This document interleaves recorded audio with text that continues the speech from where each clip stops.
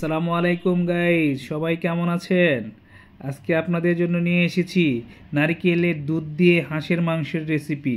প্রথমে আমরা একটা প্যানের মধ্যে সরিষার তেল দিয়ে নিব। সরিষার তেলটা হালকা গরম হওয়ার পর এলাচি, দারচিনি, তেজপাতা, শুকনা মরিচ, লবঙ্গ, গোলমরিচ দিয়ে আমরা এটাকে হিটে কিছুটা ব্রাউন করে নিব।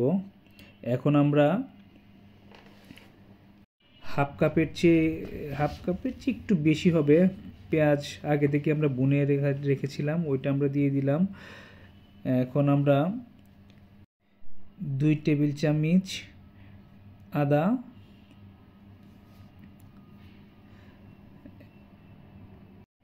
1.5 টেবিল চামচ রসুন বাটা দিয়ে আমরা এখন এটাকে ভালোভাবে কষিয়ে নিব। এটাকে আমরা একটু নাড়াচাড়া করে মিক্সড করে বাকি মশলাগুলো অ্যাড করব। এখন আমরা দিয়ে দিলাম, হাঁসের মাংস একটু ঝাল হলে ভালো হয়, আর এমনিও আমরা একটু ঝাল পছন্দ করি।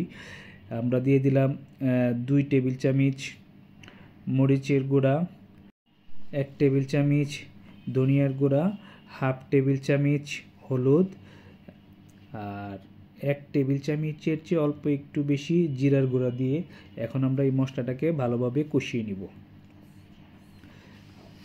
মশলাটাকে আমরা একটু যতটুকু ভালোভাবে কষাবো রান্নাটা তত ভালো হবে। এখন আমরা হাঁসের মাংস দিয়ে দিয়েছি। হাঁসের মাংসের পরিমাণ ছিল 1 কেজি 200 গ্রামের মতো। এখন আমরা এটা ভালোভাবে মিক্সড করে কষিয়ে নিব। আরেকটা জিনিস, এটা আমি এর আগে সবসময় বলি, আপনারা যতটুকু সময় নিয়ে ভালো করে মাংসগুলা কষাবেন, খাবারের টেস্টটা তত ভালো হবে। আর এখন আমরা লবণ অ্যাড করে দিলাম স্বাদ মতো। আর আগে থেকে আমরা গরম পানি করে রেখেছিলাম। গরম পানিটা মিক্সড করলে কি হয়, খাবারের টেস্টটা ভালো হয়। আর দিয়ে আমরা কিছু সময় এটাকে ভালো করে সিদ্ধ করব। আরেকটা জিনিস খেয়াল রাখবেন, হাঁস যদি একটু বয়স্ক হয়, বাতি হাঁস যেটাকে বলে, তার একটু বেশি সময় নিয়ে কষাইতে হয়।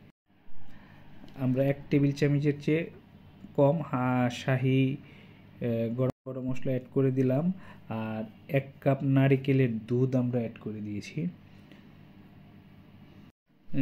অল্প পরিমাণ চিনি অ্যাড করে দিয়েছি।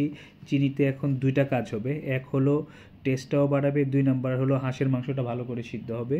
এবং আমরা কিছু কাঁচামরিচ অ্যাড করে দিয়েছি। কাঁচামরিচের ঝালটা সেন্টটাও আসবে, প্লাস একটু ঝাল ঝাল লাগবে। হাঁসের মাংস একটু ঝাল ঝাল হলে খেতে অনেক ভালো হয়।